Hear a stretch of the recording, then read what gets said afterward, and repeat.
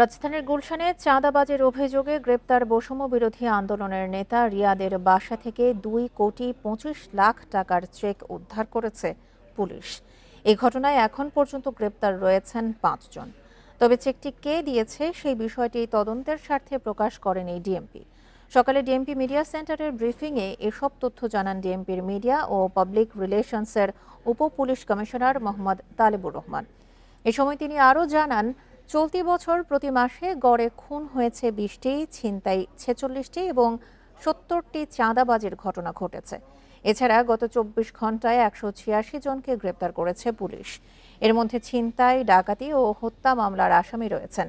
দেশের অপরাধের মাত্রা কমাতে এবং সার্বিক পরিস্থিতি নিয়ন্ত্রণে পুলিশ মাঠে সতর্ক রয়েছে বলেও উল্লেখ করেন তিনি।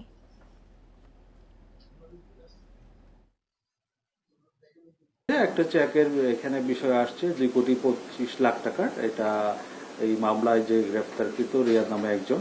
আমরা অন্যান্য বিষয়গুলো তদন্ত করছি, এটা অব্যাহত আছে। কি কারণে তারা চাঁদা দিয়েছিল বা এক্ষেত্রে তাদের কোনো দুর্বলতা আছে কিনা সে বিষয়গুলো আমরা খতিয়ে দেখছি।